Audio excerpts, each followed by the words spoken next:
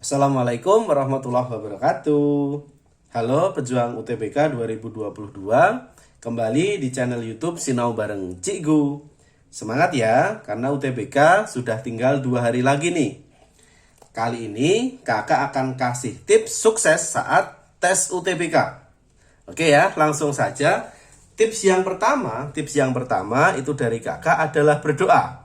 Nah, doa adalah kekuatan yang luar biasa ya.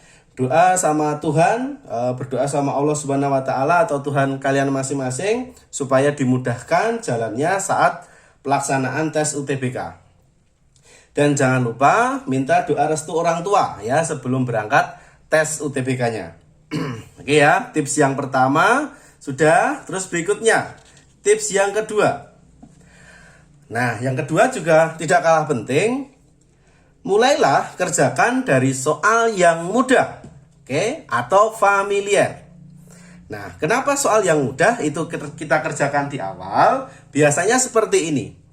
Ketika soal yang mudah itu dikerjakan, itu kemungkinan besar akan ketemu jawabannya. Nah, kalau ketemu jawabannya, kita pasti akan senang. Motivasi kita pasti akan jauh bertambah. Nah, untuk menghadapi soal berikutnya itu tidak masalah. Tapi bayangkan ketika kita mengerjakan soal yang di awal itu susah, ya pasti akan ketemunya pasti nanti akan lama. Dan kalau misalnya nggak ketemu, mental kita pasti akan jatuh di soal-soal awal. Jadi jangan seperti itu. Usahakan kalau pengerjaan dari soal yang mudah dulu. Misalnya nomor 1 susah, itu dilewati dulu, kita kerjakan nomor 2. Dan seterusnya pokoknya yang mudah dulu. Oke, terus yang berikutnya adalah yang familiar. Yang familiar atau yang paling kita kuasai. Mungkin selama ini kalau adik-adik sering nih kalau dalam latihan UTBK mengerjakan soal trigonometri misalnya. Itu sudah familiar, sudah yakin bisa, silakan kerjakan bab-bab itu dulu. Ya, karena udah familiar, karena udah sering mengerjakan soal-soal seperti itu, pasti pengalamannya jauh lebih banyak. Oke ya. Terus usahakan soal yang dikerjakan itu ketemu jawabannya. Kenapa? Karena seiring waktu yang sudah berjalan, kalau kita mengerjakan sampai nggak ketemu jawabannya, nanti waktu kita akan terbuang sia-sia. Jadi ingat, mengerjakan, diusahakan sampai ketemu jawabannya. Oke ya, tips kedua seperti itu. Lanjut tips yang ketiga. Nah, ini juga tidak kalah penting. Jangan mudah panik. Nah, jangan mudah panik. Nah, biasanya kalau peserta tes itu seperti itu. Kalau mengerjakan soal, kalau nggak ketemu jawabannya, biasanya langsung panik. Ya, langsung dicek pada soal itu. Nah, ketika kita mengerjakan soal kok nggak ketemu jawabannya, coba diteliti lagi. Kalau ternyata sudah diteliti kok nggak ketemu jawabannya, ingat, jangan fokus hanya pada satu soal tersebut. Ya, kita masih punya soal lain yang banyak ya, kita masih punya soal lain yang penting ya, yang mungkin lebih mudah dan bisa kita maksimalkan soal yang lain tersebut gitu ya. Pokoknya jangan mudah panik, kerjakan soal yang berikutnya kalau nggak ketemu. Terus berikutnya tips kakak yang keempat adalah manajemen waktu ya. Atur waktu kamu, sesuaikan dengan jumlah soal dan waktu yang tersedia. Oke, ini tipsnya adalah manajemen waktu juga penting.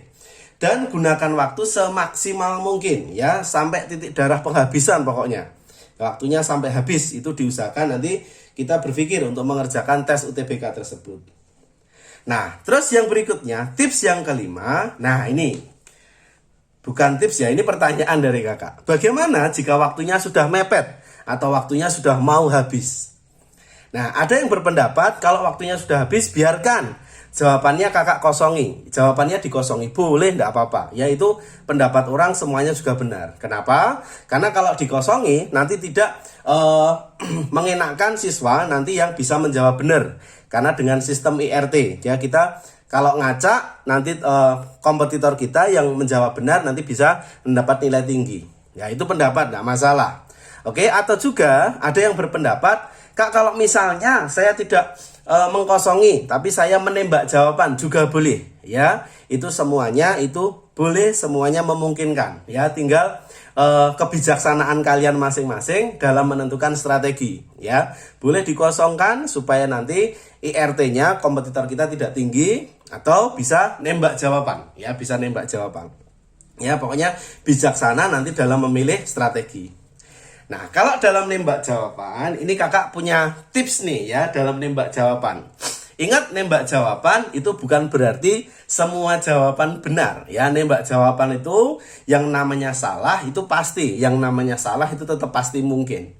Ya, cuma nanti ini kakak nembak jawaban tapi berdasarkan pengalaman dari soal-soal UTBK tahun-tahun sebelumnya. Nah, ini ya, nembak jawaban itu bukan mencari jawaban yang paling benar, tapi yang paling logis, sesuai dengan jawaban pengecohnya. Ya, ingat, ini bukan yang paling benar, tapi yang paling logis sesuai dengan jawaban pengecohnya. Oke ya, ini adalah nanti langsung kakak kasihkan bagaimana atau tipe-tipe apa saja nanti yang bisa kita tembak jawabannya. Oke, perhatikan untuk tipe pertama. Oke, ada soal seperti ini, langsung saja kita lihat jawabannya. Langsung aja lihat jawabannya sama pengecohnya. Jadi, di soal yang pertama ini, kita lihat ada tanda positifnya sebanyak 3. Oke ya, ada tanda negatifnya sebanyak 2. Berarti negatifnya ini kan lebih sedikit ya, berarti abaikan. Oke, jadi yang kita lihat adalah yang paling banyak kemungkinannya, yaitu yang positif. Terus berikutnya angka 2-nya berulang 2 kali ya. Di sini juga 2, di sini 1. Berarti kan nggak mungkin. Ya, karena di 2-nya ini yang angka yang sering keluar. Oke, terus berikutnya kita masih punya 2 alternatif, bisa A sama B. Kita lihat aja tandanya. Tanda min-nya 3 kali, tanda plusnya 2 kali. Berarti yang paling banyak apa? Min-nya. Oke ya, berarti paling banyak adalah min-nya. Min-nya 3 kali. Oke, berarti jawabannya adalah yang A. Ya, dimungkinkan jawabannya A seperti itu ya. Berarti bukan jawaban pasti, tapi dimungkinkan jawabannya A. Ini udah kakak tuliskan pembahasannya. Oke, jawabannya di sini juga A. Ini kakak ambilkan dari soal asli SBMPTN atau UTBK dari tahun sebelumnya. Oke, perhatikan untuk tipe kedua. Nah, kalau tipe kedua, ini polanya adalah pola urut ya. Ini 1 ke 2 itu ditambah 1. Ini urut semua nih. Tambah 1, ini tambah 1, ini tambah 1. Nah, biasanya kalau pola urut seperti ini, biasanya loh ya, jawabannya bisa D atau bisa E. Kemungkinannya. Jadi kadang kalau kakak mengerjakan soal seperti ini paling banyak itu biasanya D atau E. Jawaban A, B, sama C mungkin ya, tapi yang paling banyak biasanya D sama E. Ingat, kalau polanya urut biasanya D atau E. Coba kita lihat pembahasannya. Oke, di pembahasan kakak jawabannya adalah yang E. Itu ya, ini jawabannya adalah yang E. Misal nih kita terapkan pada soal kimia ya, soal kimia pernah ada juga yang soal seperti ini dengan pola ini sama ya. Plus 100 penjumlahannya, ini selisihnya sama, 100 plus 100, ini juga plus 100. Nah, ingat kalau penjumlahannya sama atau polanya urut seperti ini, biasanya pilgannya D atau E, biasanya. Coba kita lihat jawabannya. Nah, jawabannya adalah yang D.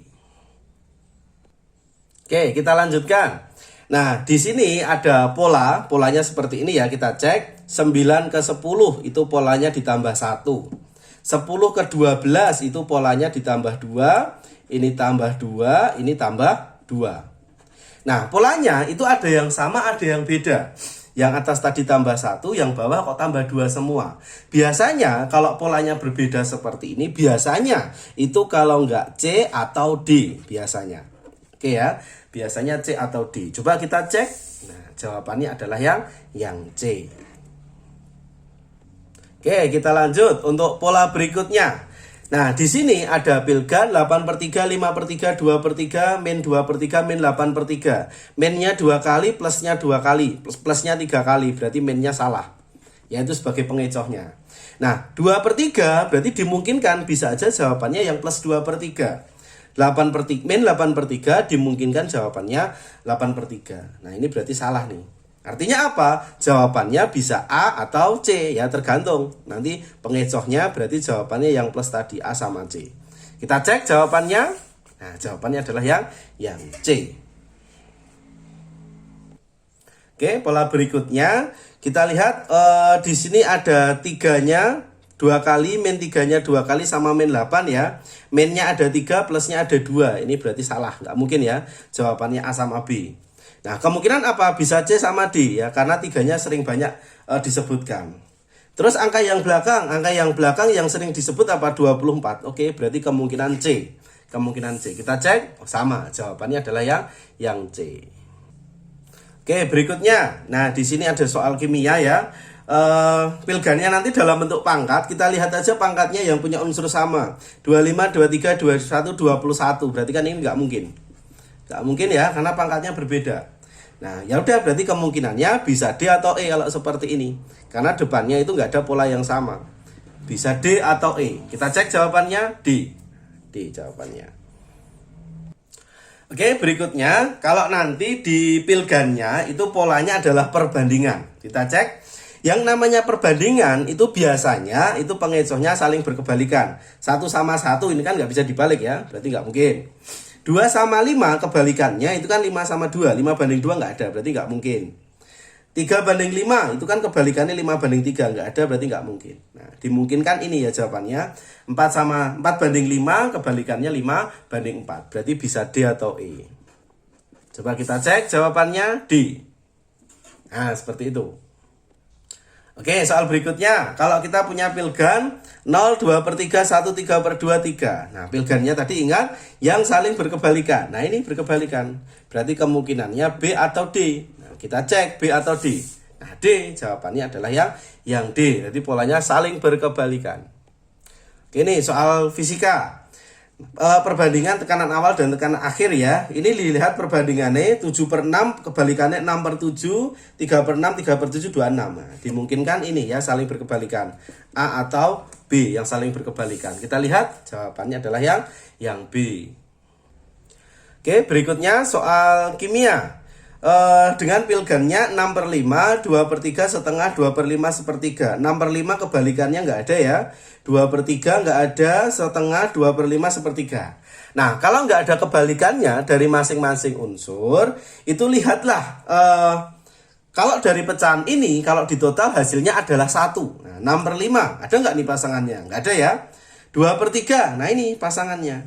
2/3 sama sepertiga.